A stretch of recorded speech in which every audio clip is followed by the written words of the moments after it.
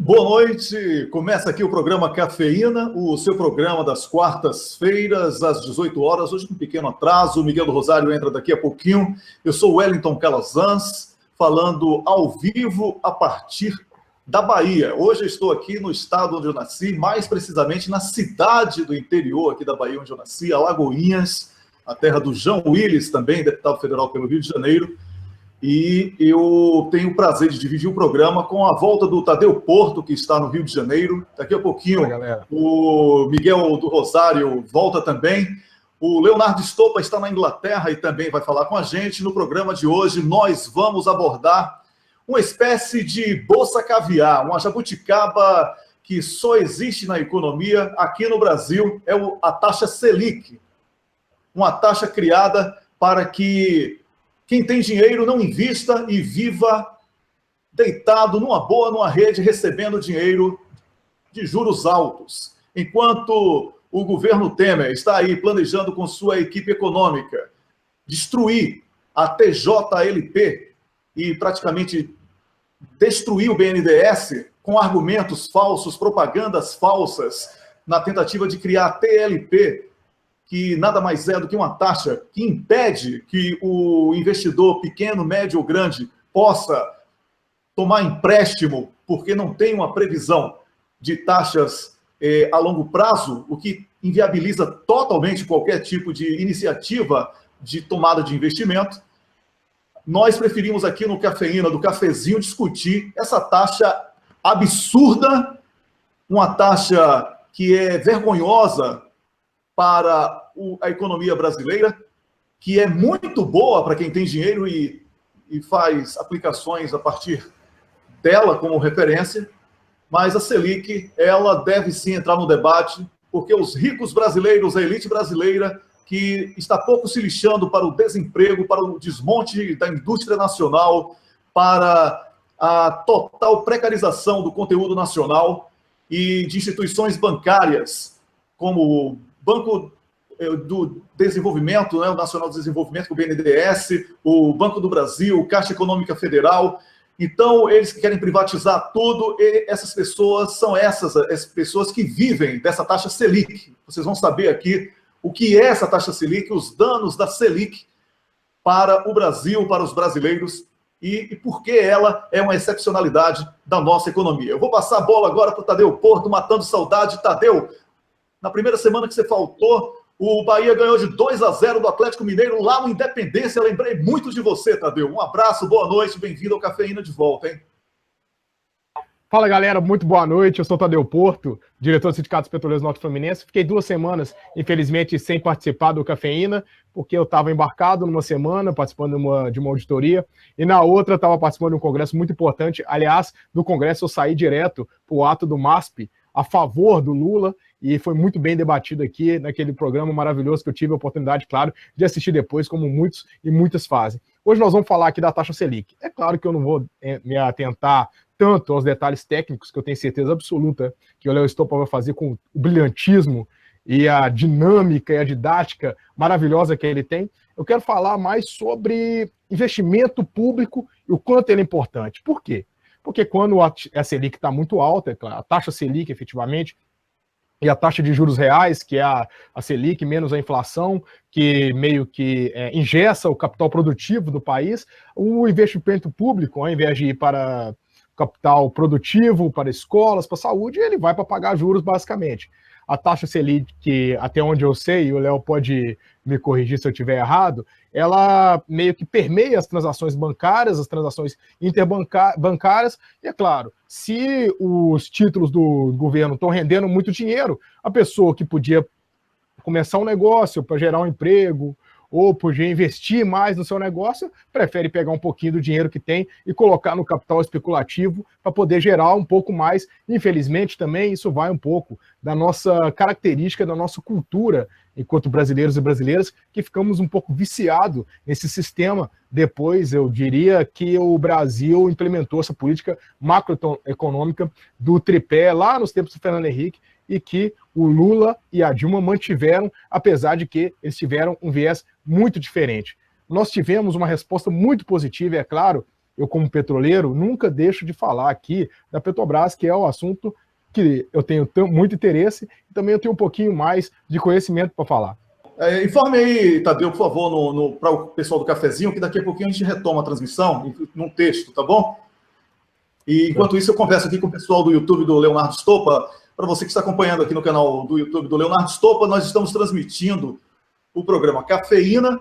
E no programa de hoje, o tema central é a taxa Selic, uma taxa que é uma espécie de bolsa caviar, é uma bolsa elite que o governo brasileiro oferece para as famílias ricas brasileiras, que pagaria milhões e milhões de milhares de bolsas famílias e nunca entrou no debate, nunca entrou no centro do debate. A taxa Selic sempre ficou escondidinha ali, ninguém nunca ouviu falar na Selic.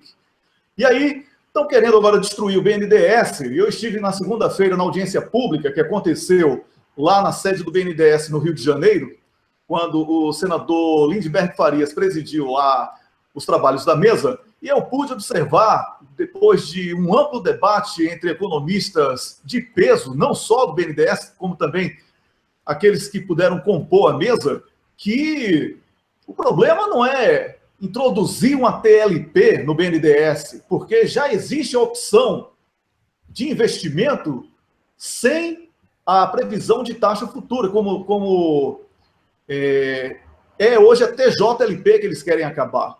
O problema, a anomalia da economia brasileira é a tal da Selic. Por quê? Você imagina aí você ter mais de 10% de juro real ao ano.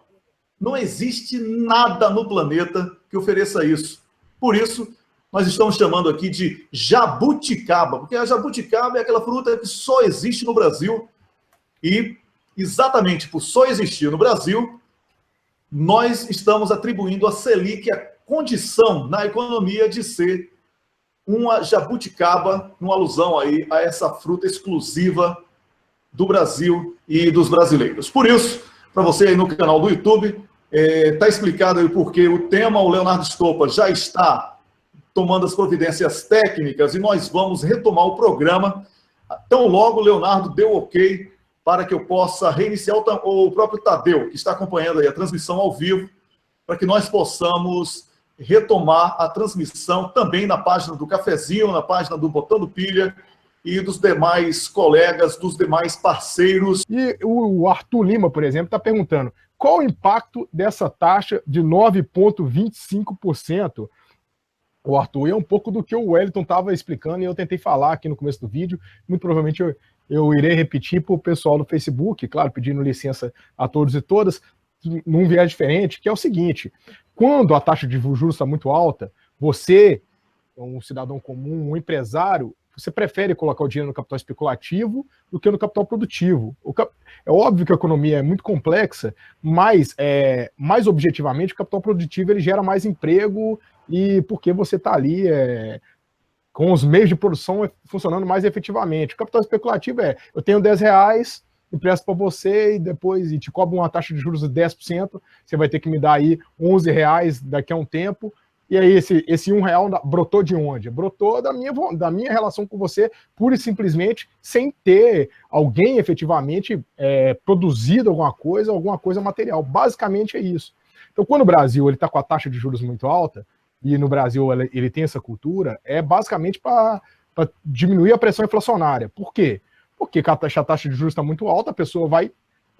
Para que eu vou comprar um produto se eu posso aplicar esse dinheiro? Aí abaixa a inflação. Claro que sempre tem os intermediários, o câmbio brasileiro também, ele funciona muito em função da taxa de juros ou não, porque aumentando a taxa, você tem mais investimento, então o real vai enfraquecer, se tiver mais entrada de dólar, enfim. Mas basicamente, ideologicamente, se a gente puder colocar um viés mais maniqueísta, vamos dizer assim, é complicado de vez em quando esse dualismo, mas dá para funcionar desse jeito, quando a gente está tentando fazer análises mais objetivas, é você deixar de pegar o dinheiro, principalmente dinheiro público, porque o Estado brasileiro, meu dinheiro, seu dinheiro, é que paga esses juros, e é uma porcentagem muito grande do nosso PIB, do orçamento brasileiro. Não sei se o Wellington tem esse número, Wellington, deve ser basicamente uns 40%, 50% do orçamento brasileiro, é só para pagar juros.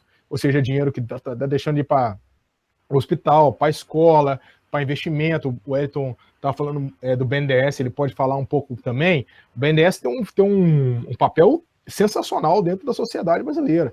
Tem os problemas dele. Pois é. Tadeu, deixa eu interromper é o Wellington aqui. Tentando falar aqui do BNDES. Você sabe que rola uma mentira pesada aí que o BNDES encheu a JBS de dinheiro, né?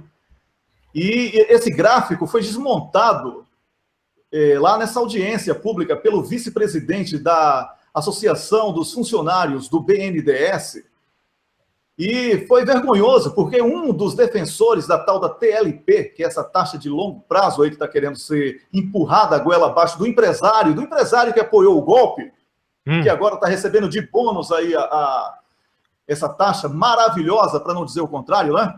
É o seguinte, não é nada disso. Eles provaram por A mais B que o principal favorecido da abertura de crédito do BNDES é o pequeno e o médio empresário. Ah, que bom, eu não sabia disso, cara. Pois é. Agora, obviamente que quem faz o empréstimo para grandes empresas, e é muito mais vantajoso para as grandes empresas, é o BNDES, porque nenhuma grande empresa é burra de querer pegar juros de banco privado.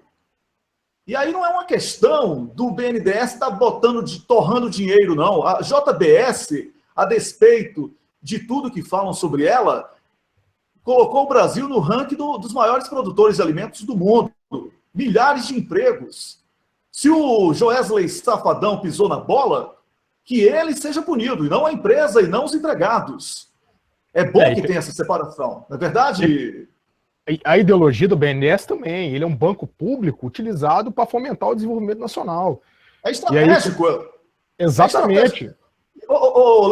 Tadeu, eu vou passar para você concluir, eu só quero dar um exemplo aqui. Você sabe que eu moro na Suécia há 11 anos, tá? Sim. Então, lá na Suécia, eles têm orgulho de dizer, sabe o quê? Miguel do Rosário acabou de entrar. Boa noite, Miguel. Daqui a pouco eles chamam, tá bom, Miguel? A gente está falando aqui, tá fora da página porque está tendo problema na geração. A gente está no YouTube por enquanto. Os suecos sentem orgulho quando citam do Brasil, sabe de quê? De que a cidade de São Paulo é a segunda maior cidade industrial da Suécia. Mais de 100 das grandes empresas, que são 2.500 grandes empresas suecas no mundo, mais de 100 delas estão instaladas em São Paulo. Nenhuma delas investiu dinheiro próprio, não. Aí é dinheiro do governo sueco para que elas estejam no Brasil. E travou de novo. E por que o BNDES, então? Por que o BNDES, então? Por que o BNDES, então, vai deixar de investir nas empresas brasileiras para que elas desenvolvam e gerem emprego? Aí fica uma cambada de desinformado repetindo uma propaganda canalha contra o BNDES, certo? De que o BNDES jogou dinheiro para Cuba, jogou dinheiro para Venezuela.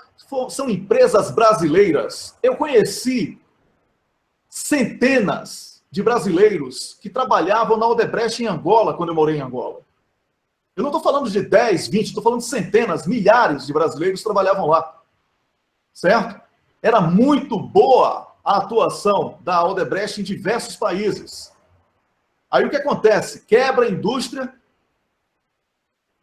pesada brasileira, quebra a indústria de alimentos e agora querem inviabilizar os investimentos de longo prazo. Quem é que vai pegar juros altos para fazer investimento? Ninguém. Então a Selic é que deveria ser discutida, e não TLP, TJLP. Selic é que é o Bolsa Família hereditária dos ricos do Brasil, é a jabuticaba da economia, só tem no Brasil. São taxas absurdas. Quem tem dinheiro não vai querer investir, não vai querer gerar emprego, não tem compromisso com o Brasil. Bota o dinheiro lá paradão e fica recebendo uma fortuna por mês. É isso que está acontecendo, é isso que é Selic. Ô, Miguel, eu estou errado, Miguel?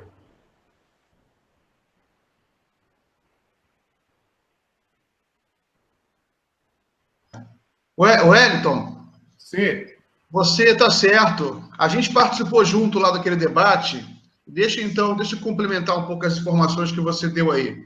O próprio presidente do BNDES, ele abriu o debate lá, depois ele foi embora, mas, inclusive, ele já tinha falado isso naquela entrevista para o Marco Antônio Villa, que fez história, né, por causa que ele derrubou vários mitos.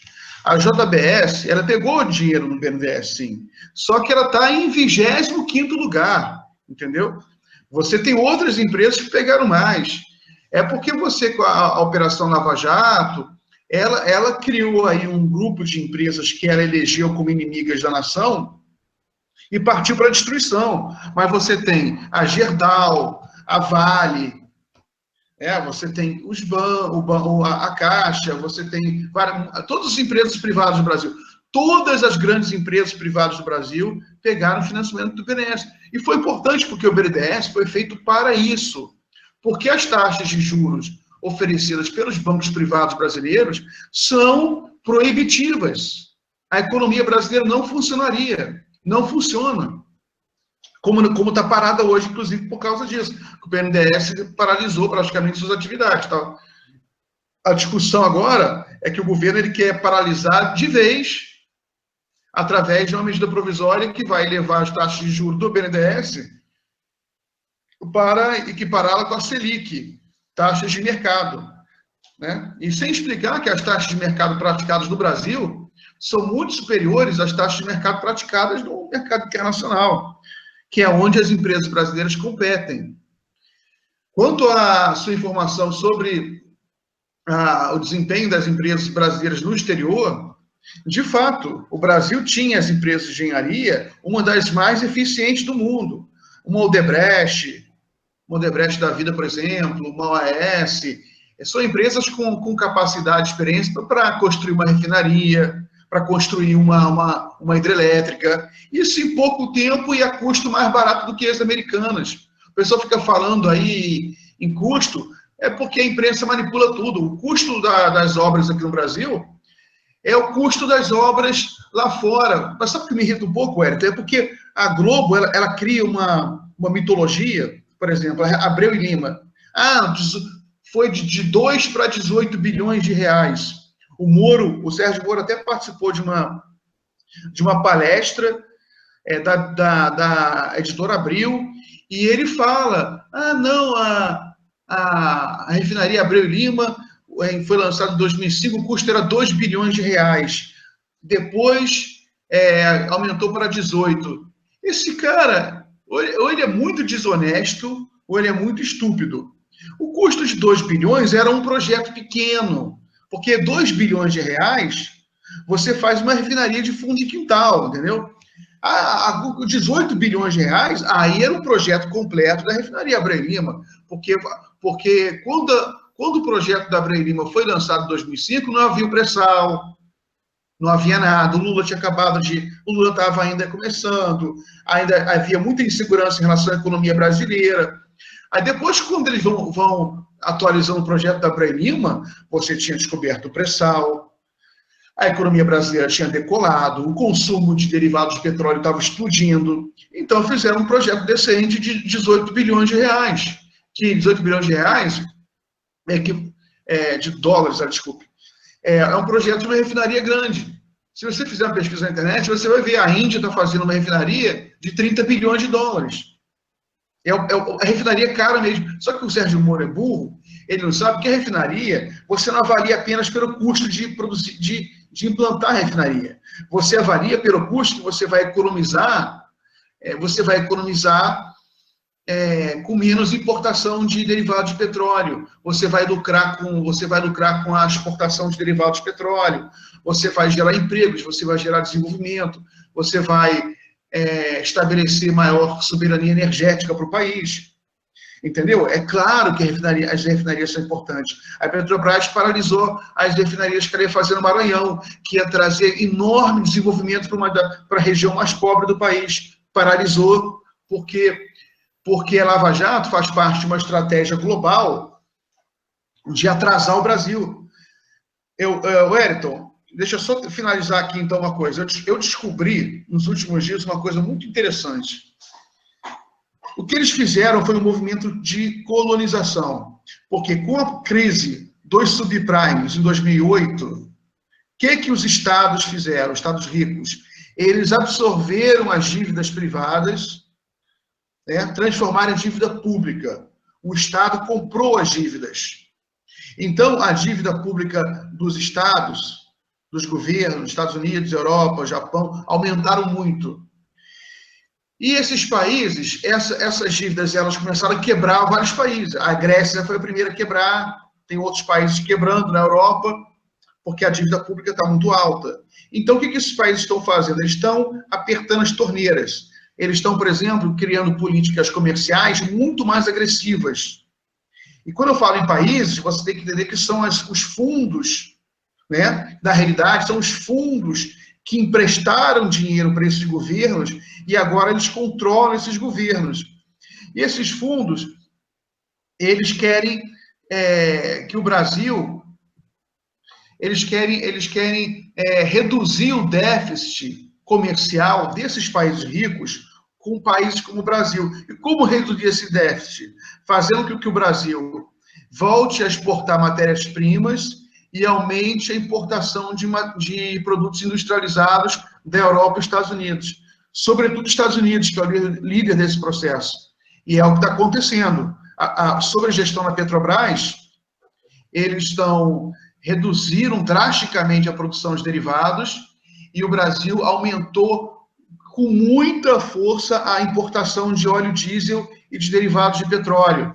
E agora, com a destruição do BNDES, que ainda não está efetivada, e se Deus quiser, eles não vão conseguir, mas o que eles queriam com a destruição do BNDES é afundar a indústria nacional para que o Brasil importe produtos da indústria americana, europeia e até asiática, porque esses fundos, eles têm as indústrias na China, entendeu? Também. A China é um país interessante, mas a China ela tem todas as indústrias americanas e europeias têm suas fábricas na China. Então, quando a gente compra um produto chinês, a gente está dando dinheiro para a China, mas também para a dona da marca americana e europeia. Então, passa a bola aí, depois a gente continua. Valeu, vimos aí o Miguel do Rosário, que chegou um pouco depois do tempo. Eu gostaria de informar que a nossa colega Tássia Camargo perdeu um grande amigo, ele faleceu assim, de forma abrupta, e ela, por razões óbvias, não estará presente aqui na nossa edição de hoje, mas ela volta na próxima semana aqui no Cafeína, tá bom? Vamos falar sobre essa jabuticaba, né, da política e a economia brasileira. Eu falo da política porque é com a economia que se faz política, o troca-troca, né? Toma lá, dá cá. Você entrega o seu povo como escravo para os grandes empresários e os grandes empresários financiam a sua campanha.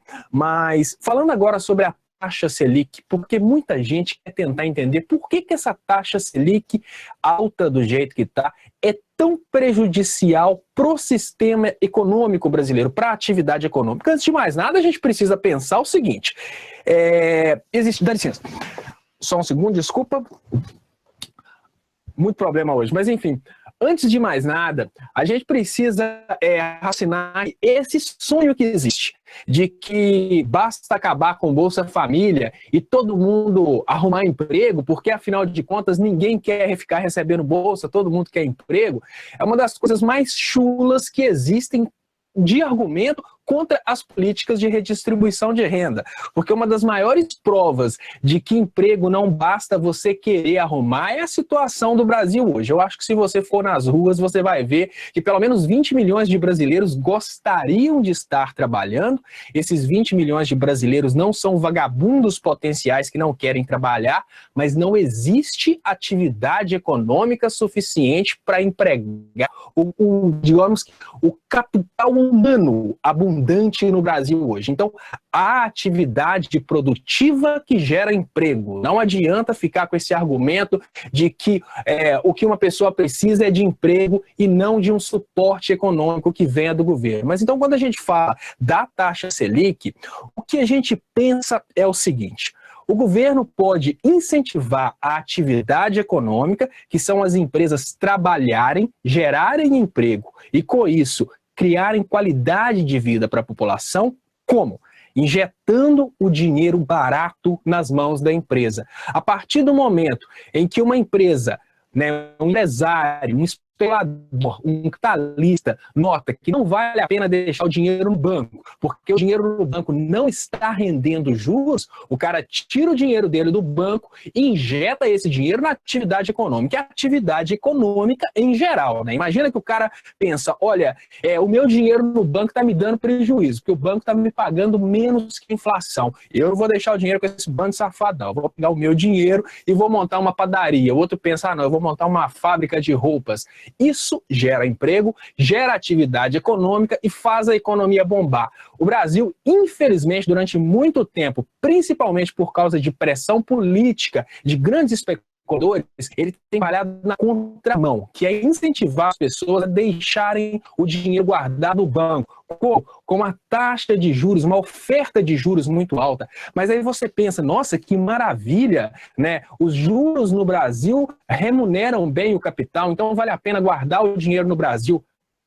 Calma lá. Vale a pena para os grandes especuladores, porque quem está pagando essa taxa alta, quando a gente fala de Selic, a gente fala do dinheiro, dos juros que nós, brasileiros como povo, estamos pagando para os especuladores emprestarem dinheiro para o nosso governo. É o tal da dívida pública, que cada vez mais só vai aumentando, e quem paga a dívida pública é o povo. E porque o povo paga a dívida pública, o povo trabalha para sustentar capitalistas especuladores. Qual que é a alternativa que até hoje o governo teve para contornar um sistema especulativo de trabalhar como escravo para os especuladores capitalistas com atividade produtiva através do incentivo à criação de indústria, à criação de comércio, à criação de empresas? O Banco Nacional do Desenvolvimento, para ir na contramão dos rentistas, que são essas pessoas que ganham dinheiro somente emprestando dinheiro para o governo, nós tínhamos o BNDES, que é um banco de desenvolvimento que pratica juros mais baixos que o mercado.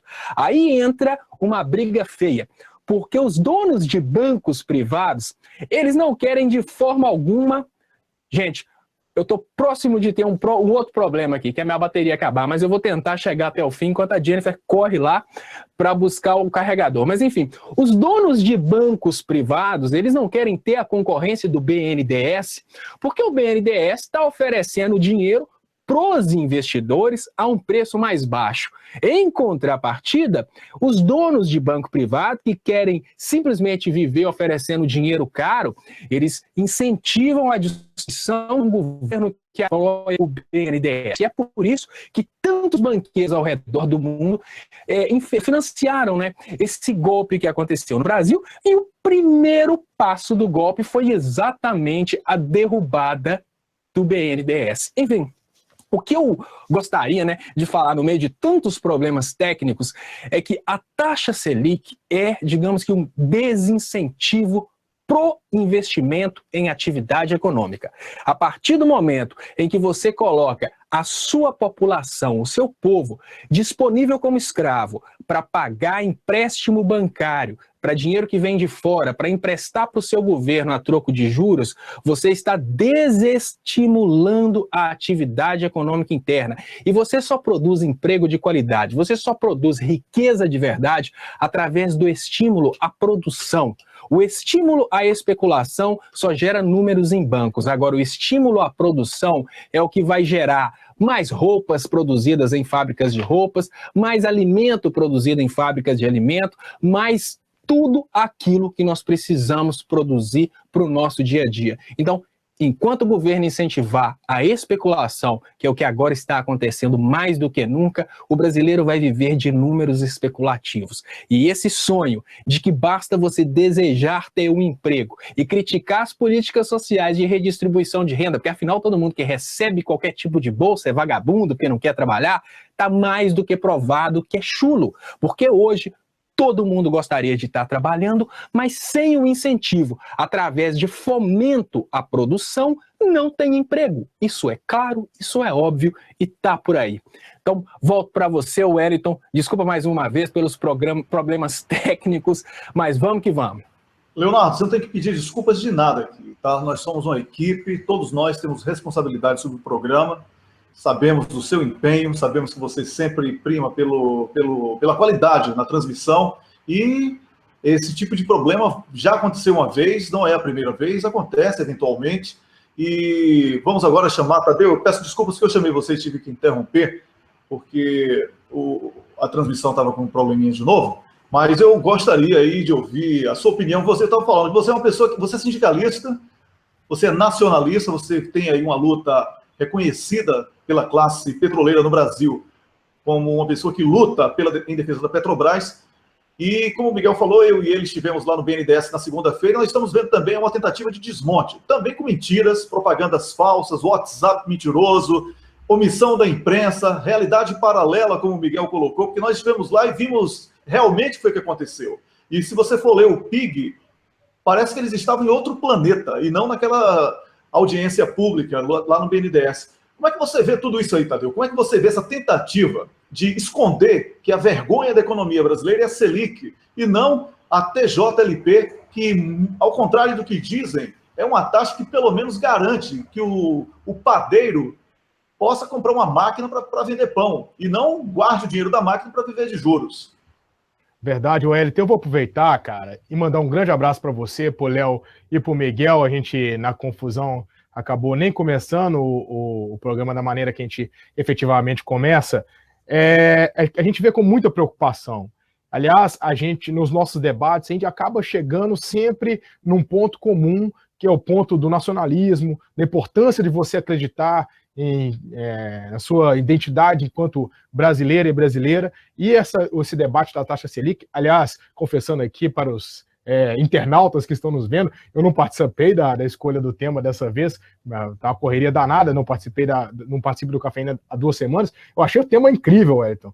Não sei se foi você, Miguel ou Léo que escolheu, eu achei sensacional. É um tema que a gente tem que debater, e debater muito, porque, a verdade seja dita, eu acredito que dentro da sociedade nós temos uma batalha ideológica em termos de investimento público, investimento privado, e hoje, se a gente for ser bem honesto conosco mesmo, nós estamos perdendo essa da batalha ideológica. Muita gente não acredita em investimento público. Aliás, o governo, ele joga muito bem com o aumento de impostos por causa disso. Ele aumenta na carga, no consumo, aumenta o imposto no consumo da gasolina, que é o principal insumo da indústria brasileira. Nossa malha rodoviária, então você encarece a gasolina, você encarece praticamente tudo aqui dentro do país. Você encarece a gasolina, todo mundo fica puto com o imposto, daqui a 2, 3 anos você tira esse imposto e o pessoal vai ficar feliz sem fazer o debate efetivo, como você muito bem carrega, Wellington, que é o debate do bem-estar social dos países nórdicos, ou o Léo também sempre traz também com muita propriedade do bem-estar social, como que o investimento público, ele leva ao bem-estar social e leva a uma vida um pouco mais próspera quando ele é bem gerido. É claro, a gente tem um problema no Brasil, que a carga tributária é extremamente injusta, mas em vez das pessoas se revoltarem, e aí que eu falo que nós perdemos essa batalha ideológica, em vez das pessoas se revoltarem com a distribuição da carga tributária, ela se revolta única e exclusivamente com a carga tributária em si, e aí abre espaço para esses discursos neoliberais viajantes que existem por aí. Vou repetir o que eu estava falando no início do programa, o pessoal do YouTube já deve ter acompanhado minha fala, peço desculpa a todos e todas se eu vou ser repetitivo agora, mas a grande questão é a gente pensar no capital produtivo ou capital especulativo do país. O Léo, sempre com muita propriedade, já fez uma explicação mais teórica, mas a grande questão é que a gente vai querer pegar o nosso dinheiro público e pagar especulador com isso, e com isso acaba jorrando mais dinheiro no país mesmo, de investimentos, como é que eu vou falar, privados, daqueles capitais abutres, aí cria uma falsa sensação que o país está tendo mais investimento, mas é como se fosse aquelas energias, quem é físico, engenheiro, eletricista, mecânico, aquelas energias conservativas que não realiza trabalho, só fica ali circulando, igual capacitor, indutor, ou mola de carro, só armazena energia e não efetiva, não realiza efetivamente trabalho, e o trabalho aqui, é claro, também a gente traz para o nosso mundo, seria um emprego, e eu dei um exemplo aqui, eu tenho R$10, cobro a taxa de juros de 10% de uma pessoa, de repente eu empresto, eu recebo R$11, esse R$1 nasceu do quê? Nasceu único, exclusivamente da relação de duas pessoas, e não gerou praticamente nada com esse R$1. O que a gente quer é que as pessoas peguem o dinheiro, vá na vendinha, no mercadinho, gasta no mercadinho, aí mais pessoas vão gastar no mercadinho, o mercadinho vai ter que contratar uma pessoa, vai ter que expandir, para expandir vai ter que contratar um pedreiro ou uma pedreira, aí vê aquele programa na GNT, decora a festa e tal, fica feliz, contrata uma decoradora também, e aí, ou decorador, e aí acaba gerando todo um arcabouço, toda uma estrutura de emprego que é efetivamente produtiva, onde as pessoas estão ali realizando as coisas que gostam, ou não, o capitalismo é assim, mas realizando o que gosta e ganhando dinheiro para se sustentar. Então, nesse sentido, eu gostaria de encerrar aqui minha fala, passar para você de novo, Wellington, para você continuar rodando a bola aí de Alagoinhas, essa cidade maravilhosa na Bahia, que nós temos a batalha ideológica aqui, nós não podemos perder de vista isso. E na batalha ideológica, a gente tem que colocar nosso ponto de vista com muita clareza. Nós somos a favor do investimento público no país. O dinheiro público no Brasil, eu não diria que ele é mal gerido pelas pessoas em si, porque existem muitos funcionários e funcionárias públicos e públicas que fazem o possível para trabalhar e trabalhar direitinho, e eu não gosto de ficar nesse viralatismo de querer xingar tudo que é público no país. Mas ele é muito mal distribuído. É mal distribuído por causa da desigualdade do Brasil, é mal distribuído porque o Ministério Público resolve dar um aumento de 16% para eles mesmos e ninguém está nem aí, o Legislativo a mesma coisa, o Judiciário é a mesma coisa, e, claro, a maneira de cobrar imposto no Brasil é muito injusta porque ela vai sobre o consumo. Eu acho engraçado, o Wellington, o Miguel e Léo, as pessoas vão argumentar, vamos taxar as grandes fortunas, por exemplo, eles pensam, mas o empresário vai ficar melindrado de investir dinheiro, eles pensam a economia como se fosse um semicírculo, e não uma roda. Eles pensam a economia como se fosse uma mão única. O empresário tem que pegar dinheiro. O empresário não vai jogar dinheiro onde não tem consumo. Se você onera demais o consumo, igual você aumenta o imposto absurdo da gasolina, você coloca 40 centavos a mais na gasolina, as pessoas vão deixar de consumir. Se deixar de consumir, o empresário vai deixar de colocar dinheiro. Então, é claro que a gente tem que fazer o debate de não engessar de maneira forte a tributação lá em cima, dentro da nossa realidade. No mundo ideal, no mundo que eu trabalho e eu espero chegar um dia, nós vamos tributar com muita força lá para corrigir a desigualdade do país. Mas trazendo para a realidade de hoje, é óbvio que a gente pode enfrentar esse debate com as pessoas, mas do jeito que é feito, parece que as pessoas esquecem que sem consumo não tem economia, não tem crescimento, não tem absolutamente nada. E é nisso que a taxa Selic faz. Pega o dinheiro do nosso bolso e manda para os empresários. O Wellington, acho que eu falei demais. Um grande abraço para você. Estou empolgado porque eu estou com saudade dessa galera. Tem 2 semanas que eu não estou aí. Você nunca fala demais. Você acrescentou com muitos elementos aqui o nosso debate. Eu gostaria de lembrar mais uma vez que a Tássia Camargo, a nossa colega, não participa do programa de hoje porque aconteceu um infortúnio. Ela perdeu um amigo próximo e, por razões óbvias, não está aqui com a gente, mas na próxima semana ela estará abrilhantando aqui o Cafeína.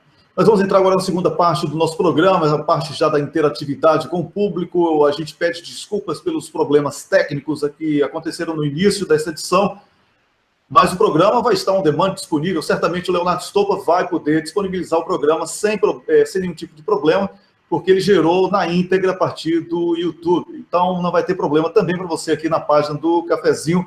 É só mesmo postar o link do YouTube, como está acontecendo lá na página do blog do Cafezinho, que o Miguel do Rosário já colocou disponível para você, o link do YouTube, que não está tendo esse tipo de interrupção. O problema é mesmo no Facebook. E a gente agora fala com o Miguel do Rosário, também com o Tadeu Porto, e vou pegar um minuto do Leonardo na sequência de cada um de vocês na ordem inversa e eu encerro o programa, tá bom? Então, Miguel e Tadeu com a interatividade, também o Leonardo pode pegar um dos seus leitores do YouTube para comentar alguma coisa, tá bom? Escolher aí e fazer um comentário rápido sobre a colocação do público. Miguel primeiro.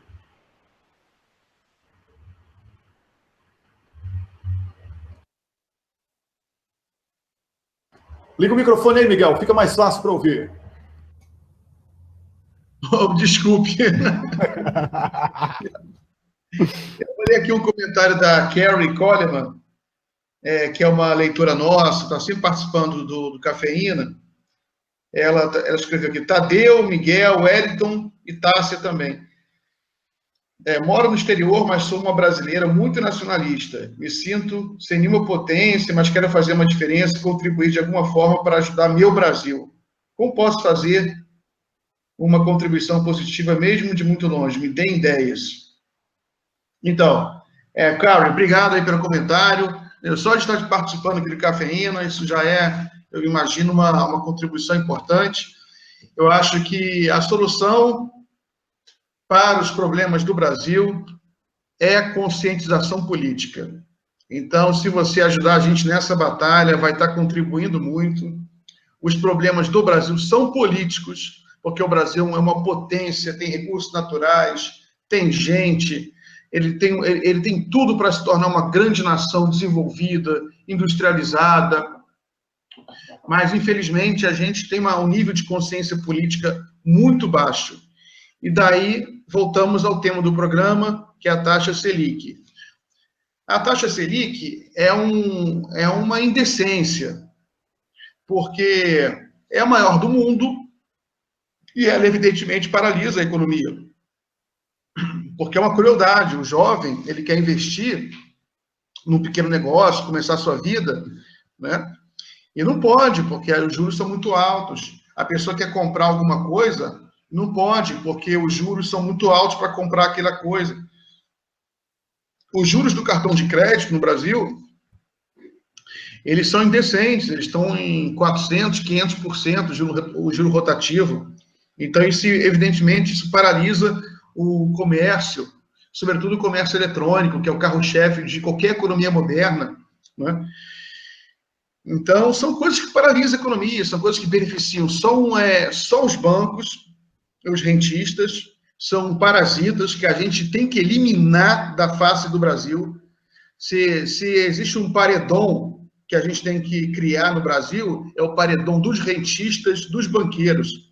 O Brasil tem que se livrar dessa praga para conseguir se desenvolver. O Brasil, para se desenvolver, tem que ter juros muito baixos, tem que ter um sistema bancário plural. A gente fala muito de democracia da mídia e os liberais falam muito em competição, né? Então, o mercado bancário brasileiro é altamente fechado, oligopolizado, ele tem que ser aberto, tem que haver regras contra a concentração. Hoje, o Brasil está caminhando praticamente para ter dois bancos, Itaú e Bradesco, dois bancos privados. O governo Temer entrou aí rasgando, sabotando a Caixa Econômica e o Banco do Brasil. Agora, é incrível, né? Eu estava vendo os jornais hoje, cheio de propaganda da Petrobras, Tadeu. Cheio de propaganda da Petrobras. Globo, Folha, Estadão. Os caras estão rasgando a Petrobras só com publicidade no Globo. Para eles, Petrobras só serve para isso, para fazer propaganda na Globo. Entendeu? Com certeza. Isso é uma vergonha, porque eles estão economizando, cortando verba de educação, de saúde. E aí ontem ainda aumentaram a verba, quase dobraram a verba para os procuradores da Lava Jato ganharem só com diária e passagem de avião, para quase 2 bilhões de reais ano que vem. Só com passagem de avião diária. Por isso que esses caras querem que a Lava Jato não acabe nunca, porque eles ficam ganhando passagem diária de avião. Isso aí, mais os 100 pau que eles ganham por mês, imagina o dinheiro que esses caras não estão levantando, entendeu? Agora, o BNDES, ele é muito importante, porque ele... hoje o João Sixu, até o Wellington conheceu na semana aqui, conheceu aqui no BNDES, ele veio aqui em casa, que eu vou publicar um post com um novo artigo dele, que tem uns gráficos legais. E é um artigo que ele fez, baseado em dados oficiais, que desmente o mito que a era Lula foi uma era com uma política baseada apenas no consumo. O consumo aumentou muito no governo Lula, fato. Só que o investimento aumentou 4 vezes mais. O Lula ele conseguiu destravar o investimento no Brasil, investimento em infraestrutura, investimento da Petrobras. Isso aí que eles... E agora o Brasil não está investindo nada. Esse é o Brasil que não está investindo nada, que o Sérgio Moro falou que ia melhorar com a Lava Jato. Entendeu? A Lava Jato paralisou completamente os investimentos no Brasil. Entendeu? Sem contar que o Banco Central criou novas regras que burocratizaram. Por causa da Lava Jato, eles, em vez de desburocratizarem, facilitarem os negócios do Brasil, por causa da Lava Jato, eles criaram novas regras burocráticas para entrar dinheiro no país, sair dinheiro. Ou seja, isso no mundo globalizado, em vez de os caras simplificarem as coisas, isso sai para pequenas quantias. Né? Porque no Brasil, assim, o pequeno eles ferram, né? Por exemplo, o blogueiro recebe dinheiro do AdSense do Google. É pouca coisa. Antigamente era livre. O Banco Central criou semana passada uma regra para dificultar isso. Tem que apresentar um montão de documento. E é ridículo, porque é só apresentar um documento do Google lá. Enfim, eles estão burocratizando. É um desastre esse Meirelles. Entendeu? É um desastre. Agora, só para terminar, uma novidade para vocês. O Lula, ele respondeu ao Sérgio Moro. O Sérgio Moro quer um novo depoimento do Lula. Ele quer entrevistar o Lula novamente. Aí ele pediu para ser por videoconferência. O Lula falou, não, vai ser um tete-a-tete de novo. Quero estar lá em frente, quero estar lá de novo. Tem que ser presencial. Não vai fugir de mim, não. E o Moro é engraçado, né? Porque isso é um direito do réu, afinal de contas, é o momento onde o réu pode se defender. Então é isso aí. Então passa a bola aí, passa para o Tadeu aí. Tá bom, antes de passar para o Tadeu, eu tenho que passar para o Leonardo, para ele também fazer um comentário sobre alguém que está assistindo ele. Agora, sobre Lula, é bom lembrar, né, Miguel, que o Moro queria que ele participasse de 79 depoimentos, depois desistiu. E agora ele está querendo fazer por teleconferência, né? Verdade, Primeiro ele queria, é verdade, agora está fugindo. Agora, vendo a força do Lula, está fugindo. Bem lembrado. Pois é. Leonardo, tem alguma pergunta aí ou comentário do seu público no YouTube que você gostasse de destacar aqui, fazer um breve comentário? A pergunta aí ou comentário do seu público no YouTube que você gostasse de destacar aqui, fazer um breve comentário? Olha, Wellington, eu ainda estou tendo aquele problema, né, do retorno, então eu estou um pouco atrasado, provavelmente eu tive uma pausa muito grande. Eu tenho uma participação muito interessante aqui do Sidney Castilho, que ele fala muito sobre... Agora eu tenho que desligar o meu retorno, só um segundo. Provavelmente eu tive uma pausa muito grande. Ô, Wellington, volta aí, porque eu vou ter que levantar para desligar o meu retorno por causa da repetição. Então, tudo bem. Hoje está complicado aí com o Leonardo Stoppa. Eu pego aqui, ué. Mas o Tadeu Porto é o homem da interatividade. Depois que o Bahia deu 2-0 no Galo, ele já curou a ressaca. Vem cá, o Tadeu Porto, o que é que o público está dizendo aí? Diga aí. Rapaz, você joga muito sujo, cara. Não pode... O Atlético tá numa má fase, você não pode jogar nos pés do Atlético. Não é uma coisa desse jeito, não, cara. Agora que eu tô fazendo uma discussão importante, por exemplo, o Vitor Fernandes, lá no canal do YouTube, ele colocou: amigos, é impressão minha ou a oposição está indecisa em relação à saída de Temer? No que diz respeito a deixá-lo sangrando ou tirá-lo de vez e permitir o candidato da Globo ser eleito indiretamente? Para mim, a única dúvida deles é quem vai substituir o Temer, é só isso. O Temer, para mim, ele já caiu, ele só tá dando uma esfriadinha aí, uma sobrevida, porque ele é igual um vampiro mesmo, igual um morto-vivo, aquele filme Mortos-Vivos 2, que a galera ficava cérebro, é a cara do Temer, ele sobrevive dessa maneira, mas agosto é onde tudo acontece no país, já falei no último Cafeína, há 3 semanas, falo de novo, de agosto o Temer não passa. Se vai vir Maia, se vai vir Lúcia, eu não sei, eu aposto mais na Carmen Lúcia do que no Rodrigo Maia, mas de agosto o Temer não passa, porque o pessoal está muito empenhado em derrubar ele. A única coisa que eles estão fazendo é aproveitando esse marasmozinho para poder aprovar uma coisa ou outra, igual saiu a reforma trabalhista ou não, e discutir o nome deles.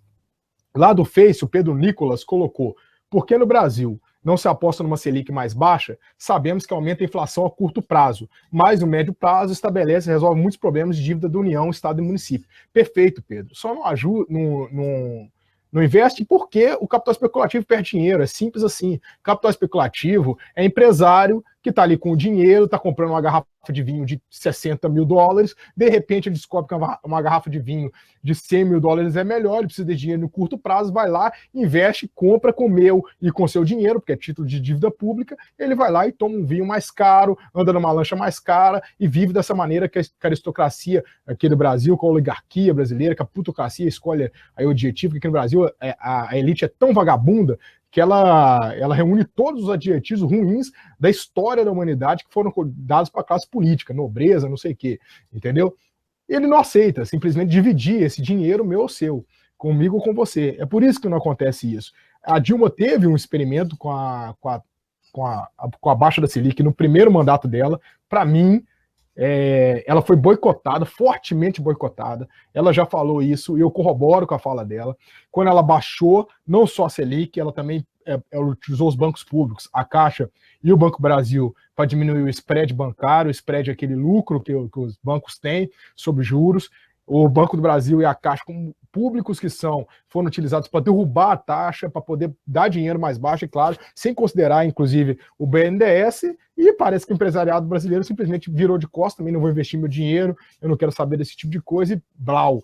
E toda aquela isenção fiscal que o governo Dilma fez no primeiro mandato, renunciou a uma imensa carga, eu não lembro, eu chutaria que é 200 bilhões acumulado, que o Brasil deixou de acumular com essa desoneração das empresas e tal.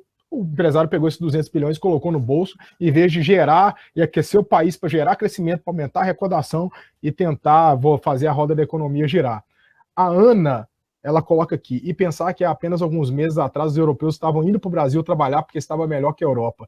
Que triste tudo isso que vem acontecendo desde o golpe. A Ana lá do YouTube, do canal do YouTube do Léo. Pois é, Ana, e é engraçado porque em 2014 nós tínhamos pleno emprego, nós tínhamos a menor taxa de desemprego da história do país, claro, da série histórica, desde que o IBGE mede com aquela metodologia.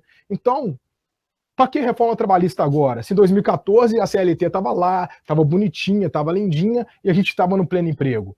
Para que reforma trabalhista?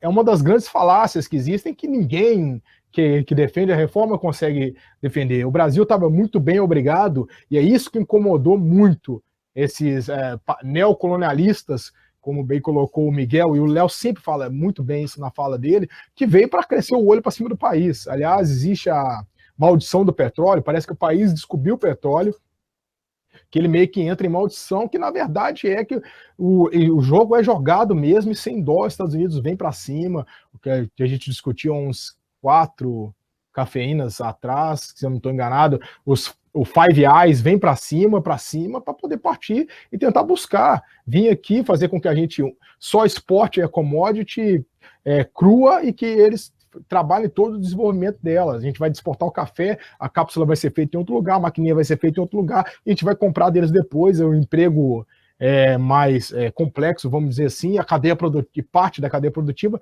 vai ficar lá, enquanto a gente fica aqui como colonizado, claro, na visão deles, nos remetendo, nos lembrando a nossa insignificância. E eu separei aqui, para finalizar, Wellington, não é bom só pegar comentário positivo, o Thiago Viana, no canal do YouTube, ele falou, falem sobre a fortuna de 9 milhões do Lula, algo comentado de meia e meia hora na TV, internet, etc. Olha só, Thiago, eu fiz um cálculo rapidinho aqui, enquanto meus amigos de cafeína debatiam brilhantemente.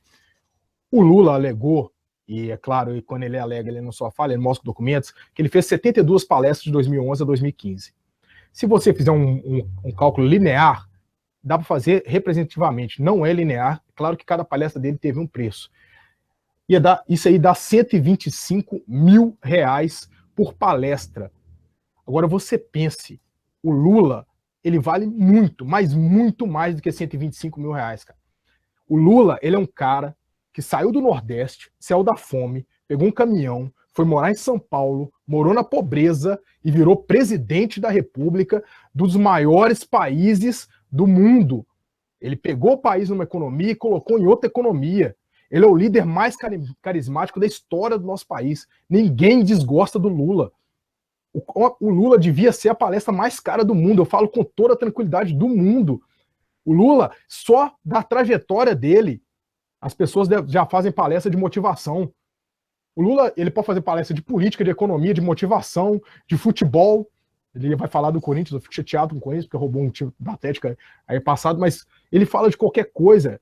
É um absurdo o talento que o Lula tem, é absurdo o peso histórico que o Lula tem. 125 mil reais por palestra está muito pouco. O Lula devia ter muito mais previdência. Ele não tem porque ele não liga. Ele não quer ser milionário. Ele quis ser um cara para poder cuidar do país. Inclusive, eu vou colar daqui a pouquinho o texto do meu ídolo, que é o Fernando Brito, no Tijolaço, a pessoa que eu nunca escondi. Eu me espelho para escrever, que eu acho absurdo. Esses textos deles são maravilhosos. Estou colando um texto do Tijolaço, explicando tintim por tintim as palestras do Lula. E outra coisa, esses 9 milhões não é só do Lula. 7,2 milhões é do Instituto Lula.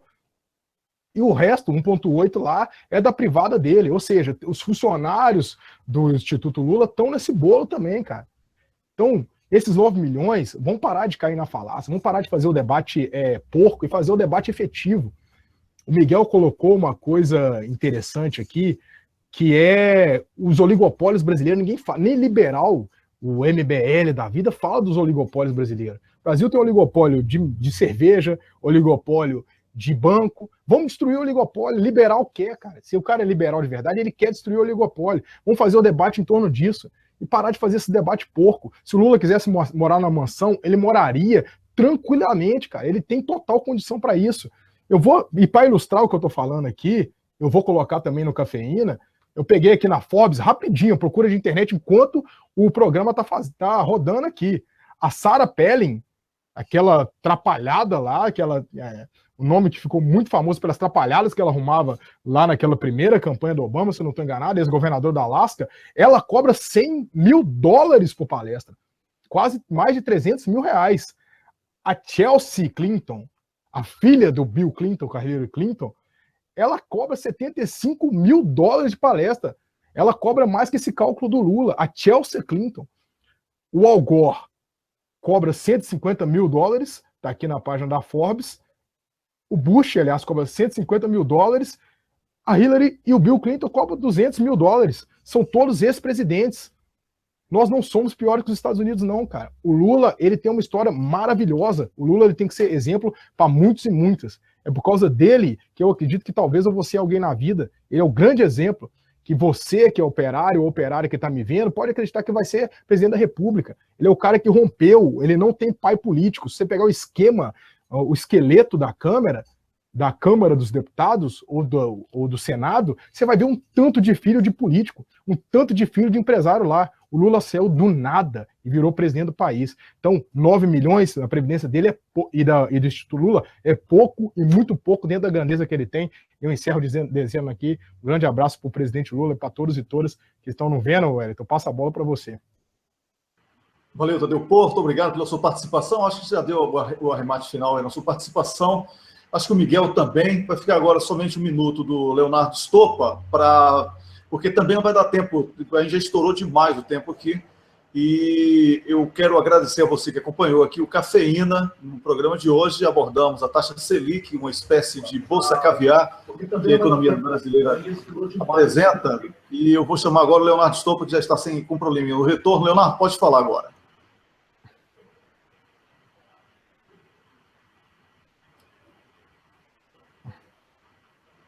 Agora o Leonardo Stoppa já está com probleminha no retorno. Leonardo, pode falar. Ô Wellington, eu tô ainda tomando um couro aqui por causa dessa questão do retorno, então eu tenho uma latênciazinha, imagino que a gente ficou um pouco sem comunicação, né? Mas enfim, é uma coisa muito interessante que a gente tem que pensar do que é a imprensa brasileira. Eu acho que todos os brasileiros, incluindo aqueles que nasceram um dia depois do acontecido, escutaram aquela gravação entre a Dilma e o Lula, que o Sérgio Moro possivelmente tenha vendido para a Globo. Agora, nem 5% dos brasileiros escutaram a gravação do Jucá planejando o grande acordo nacional. Só isso mostra como que a mídia brasileira é uma desgraça. Ela manipula e utiliza só a informação que ela quer que seja passada para os brasileiros. Então tem muita gente aí brigando causa da Previdência do Instituto Lula e da Previdência do Lula, mas pouquíssimas pessoas sabem quanto custam as joias da mulher do Cunha. Mas então eu gostaria de comentar o comentário do Sidney, que o comentário do Sidney é muito interessante. Ele começa falando que a gente tem um problema muito sério com a qualidade intelectual dos brasileiros, né? Enquanto a gente tiver esse povo com 1000 perdões, manipulável, para não dizer um povo burro, porque eu não posso generalizar, tem muita gente de alta qualidade no Brasil,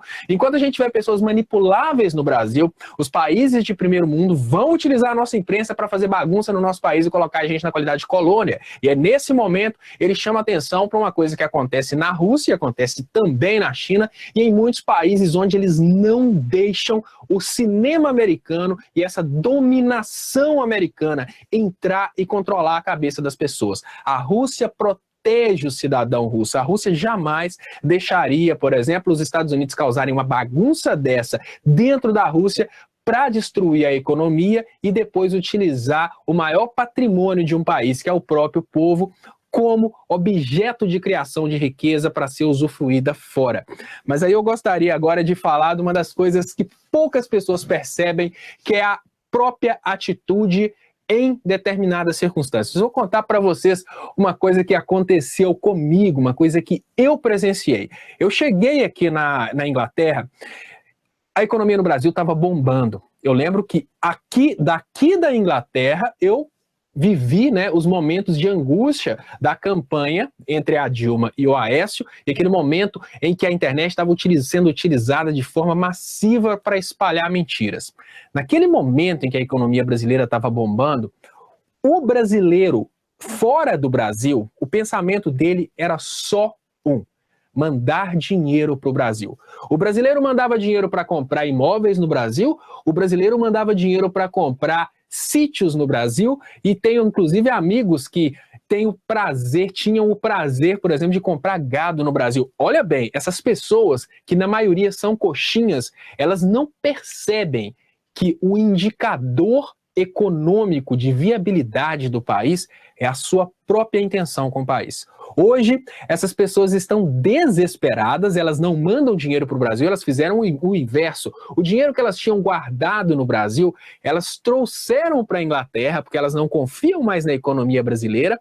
Elas estão tentando vender os imóveis que elas compraram no Brasil para poder trazer o dinheiro para a Inglaterra, e elas já não pensam mais em voltar para o Brasil. Essas pessoas já estão investindo em imóveis aqui na Europa, mas essas pessoas, porque elas não conseguem perceber nelas que o Brasil se tornou inviável depois desse espetáculo midiático chamado Operação Lava Jato, elas continuam compartilhando a foto do Moro, elas continuam compartilhando fotos do Dallagnol e elas continuam perseguindo o ex-presidente Lula, porque essas pessoas não perceberam que foi exatamente os ídolos delas que destruíram a viabilidade do Brasil, não apenas no coração dos empresários ao redor do mundo, mas no coração delas próprias. Hoje elas não querem mais voltar para o Brasil, hoje elas não querem mais comprar imóveis no Brasil, hoje elas não querem mais investir no Brasil, mas o maior culpado pelo Brasil ter se tornado um lugar não legal para se investir, que é o Sérgio Moro, continua no perfil do Facebook dessas pessoas e continua sendo exaltado como ídolo dessas pessoas. Então eu acho que realmente, como o Sidney falou, um dos maiores patrimônios de um povo é o conhecimento. E um dos maiores, digamos que, uma das maiores obrigações de um governo é proteger o povo contra a manipulação da mídia. Muito obrigado, pessoal. Desculpa pelas falhas técnicas. Até o próximo, semana que vem, quarta-feira. Muito obrigado, Wellington. Muito obrigado, Miguel. Muito obrigado, Tadeu. Boa noite e até mais. Um grande abraço para você, Leonardo. Leonardo Stolpa, que na próxima semana vai estar aqui no Brasil. O Brasil está cheio vai estar cheio de cafeína aqui, né? Com Leonardo, Tadeu. Eu e Tadeu vamos estar aqui na Bahia juntos. Hein? Muito axé no Cafeína da próxima semana, no Congresso da FUP, Federação Única dos Petroleiros. Miguel do Rosário, que eu tive o prazer de conhecer pessoalmente depois de uma longa amizade virtual e aí no Rio de Janeiro. Eu tenho muito orgulho de fazer parte desse time aqui do Cafezinho, esse programa Cafeína Poxa, quantas pessoas comentaram com a gente lá no BNDES, né, Miguel? Quantas pessoas, até taxista aí no Rio de Janeiro, Miguel, falando que me conhecia por causa do cafezinho. Então é muito bom isso, né? Eu fico feliz porque o nosso trabalho está sendo bem recebido aqui no Brasil. Eu quero mandar um abraço para você que acompanhou. Peço mais uma vez desculpa pelo problema técnico no início do programa em uma das nossas páginas, mas está corrigido e vai ficar aí o programa na íntegra, porque o nosso Leonardo Stolpa vai disponibilizar o vídeo na página do Cafezinho. Um abraço, boa noite a todos e na próxima quarta-feira, ao vivo, eu e Tadeu juntos em Salvador e mais o Miguel do Rosário no Rio e o Leonardo ainda na Inglaterra, que vai chegar aqui no sábado. Um grande abraço. Boa noite.